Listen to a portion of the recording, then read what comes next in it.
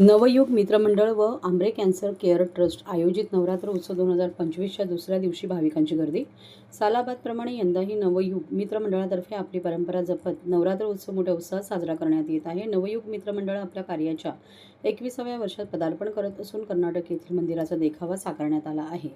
माननीय नगरसेविका तथा नवयुग मित्रमंडळाच्या कार्याध्यक्षा सौ स्नेहा रमेश आमरे, मंडळाचे संस्थापक श्री रमेश आमरे व मंडळाचे सरचिटणीस तथा आंबरे कॅन्सर केअर ट्रस्ट संस्थापक डॉक्टर सागर रमेश आमरे यांच्या नियोजनाखाली प्रमुख सल्लागार मा श्री शंकर पवार व मनोज सिंग यांच्या मार्गदर्शनाखाली सोमवारी दिनांक 22 सप्टेंबर ते गुरुवारी 2 ऑक्टोबर रोजीपर्यंत नेताजी सुभाषचंद्र बोस टिकुजिनीवाडी मानपाडा ठाणे येथे हा नवरात्र उत्सव मोठ्या उत्साहात पारंपरिक, सांस्कृतिक आणि विविध सामाजिक उपक्रम राबवून साजरा करण्यात येत आहे।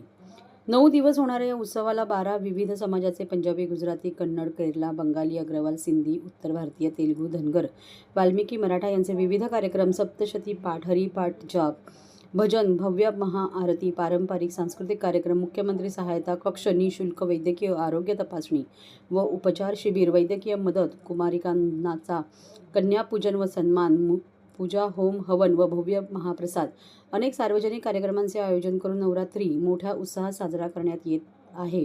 काल मंगळवार दिनांक 23 सप्टेंबर 2025 रोजी दुपारी 3 ते 5 या दरम्यान गुजराती समाज भजन मंडळ मानपाडा ठाणे, सायंकाळी 5 ते 7 वाजता ज्ञानेश्वरी माऊली सांप्रदायिक भजन कोकणीपाडा ठाणे, सायंकाळी 7 वाजून ते 10 वाजता कन्नड संघ वर्तकनगर ठाणे यांच्या वतीने असे विविध कार्यक्रम सादर करण्यात आले। मंडळाचे संस्थापक आणि भारतीय जनता पार्टीचे ठाणे जिल्हा उपाध्यक्ष श्री रमेश आमरे यांचा वाढदिवस अभिष्ट चिंतन सोहळाही यावेळी अत्यंत साधेपणाने साजरा करण्यात आला।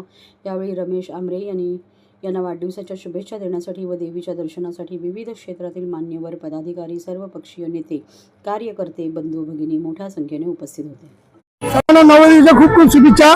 आज देवीची दुसरी माळ होती। आज इथे 9 दिवस भाविकांचा कार्यक्रम ठेवलेला आहे। हा तुम्हाला कन्नड समाज होते, बँगलोर आणि म्हणजे पूर्ण कर्नाटकातली लोक इथे आलेली 100 ते 125 लोकांनी आज इथे कीर्तन भजन केलं, देवीची आरती केली आणि लोकांनी हेच मला माहिती की सर्वांना सुख समृद्धी आनंदाने राहले। तर मंडप तुम्ही उभारला आहे, कुठल्या प्रकृती? नाही, काल्पनिक आहे।